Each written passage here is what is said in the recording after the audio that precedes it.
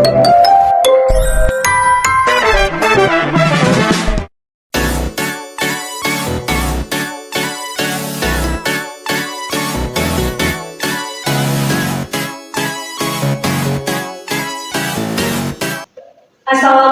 warahmatullahi wabarakatuh.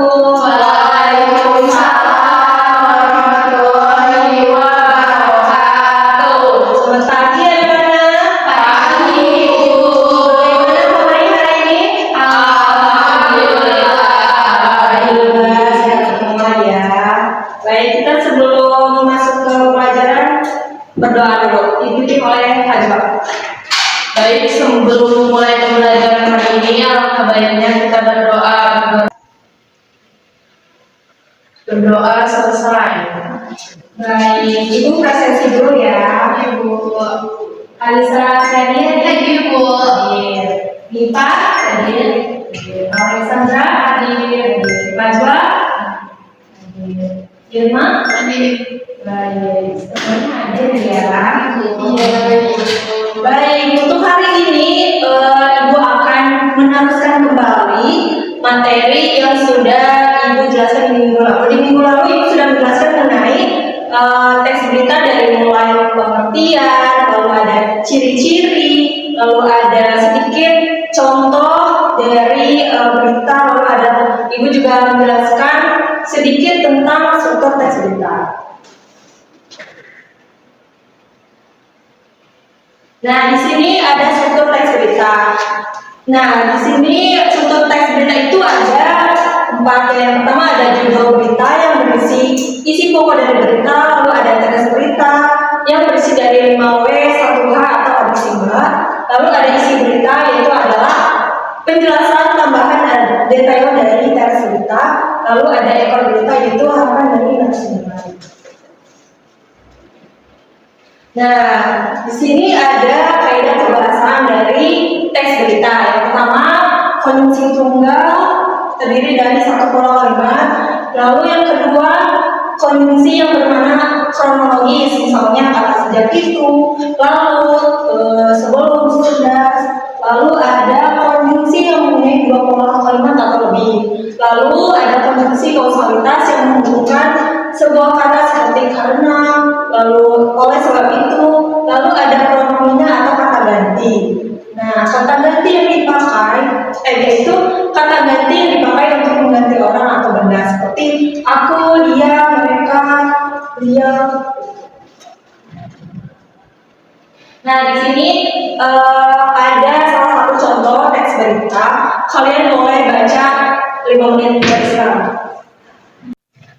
Baik, tadi kalian sudah coba membaca contoh dari teks berita ya. Bagaimana sih cara kita untuk menulis teks berita? Tipsnya yang pertama yaitu menentukan peristiwa atau kejadian untuk dijadikan sebagai bahan berita. Misalnya kalian melihat sesuatu kejadian seperti banjir ataupun kecelakaan, kalian bisa menemukan kejadian di sekitar kalian. Lalu yang kedua yaitu teknik pengumpulan informasi. Cari informasi-informasi yang sudah kalian temukan kejadiannya. Lalu ada mencatat hal-hal penting. Nah, hal-hal penting apa saja yang terdapat dalam kejadian tersebut. Lalu ada membuat kerangka berita tadi ya. Lalu ada menulis isi berita. Lalu ada penyuntingan berita.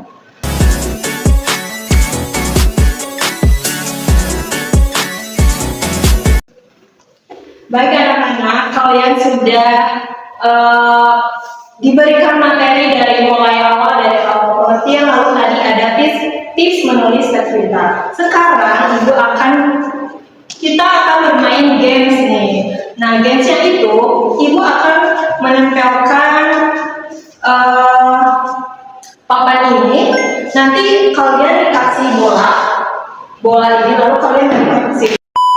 Nah, setelah kalian melemparkan ini, lalu kalian mengenai si dinosaurus ini, kalian akan menempatkan suatu amplop. Lalu di dalam amplop ini ada sepenggal berita. Nah, nanti kalian akan mengerjakan LKPD sesuai dengan berita yang ada di amplop ini. Siap? Siap. Baik, Ibu akan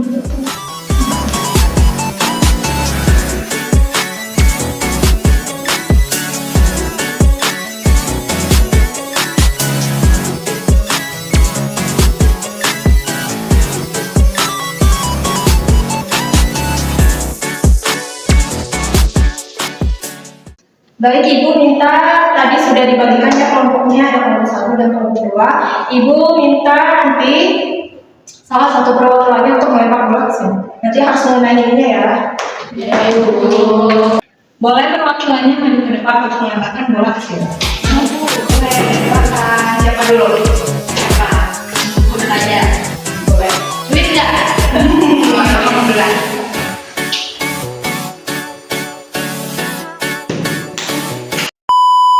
Coba lebih cerah. Yeay. Baik, karena kelompok 1 mendapatkan warna oranye, Ibu akan memberikan amplop berwarna oranye. Baik, terima kasih Bu. Silakan untuk kelompok selanjutnya.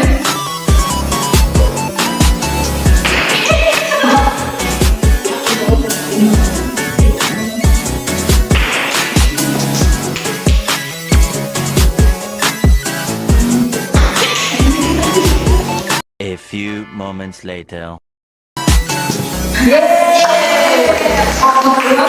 Mengenai bermobil Taurus berwarna hijau, Ibu akan memberikan amplop yang berwarna hijau.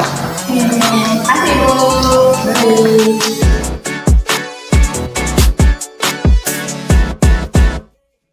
Baik, Ibu akan memberikan KKPD kepada kalian dan nanti setelah itu kalian buka amplopnya dan mengerjakan soalnya. Ya, Ibu.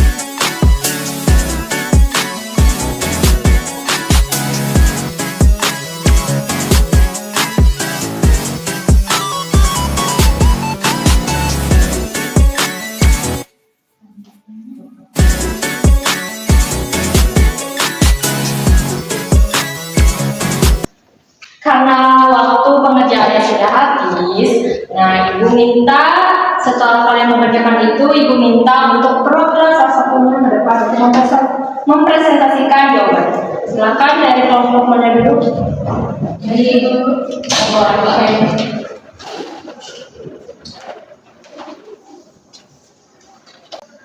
Baik teman-teman, perkenalkan nama saya Mas Rahayu. Di sini saya akan mempresentasikan hasil diskusi kelompok kami. Yang pertama itu judul beritanya ada kabut asap di Palangkaraya semakin pekat, aktivitas warga terganggu. Yang pertama kepala beritanya kabut asap yang menyelimuti kota Palangkaraya, Kalimantan Tengah dan sekitarnya semakin pekat dalam beberapa hari terakhir. Kondisi ini menyebabkan jarak pandang terbatas, yaitu hanya mencapai 50 sampai 100 meter, sehingga mengganggu aktivitas masyarakat. Nah, berita selanjutnya itu judulnya banjir di Rangkas Bitung.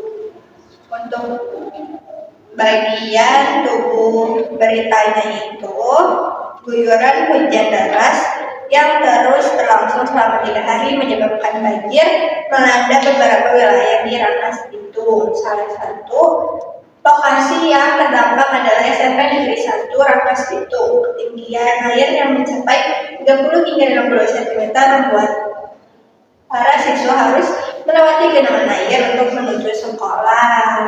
Banyak siswa terpaksa melepas alas kaki agar dapat berjalan menuju ruang kelas.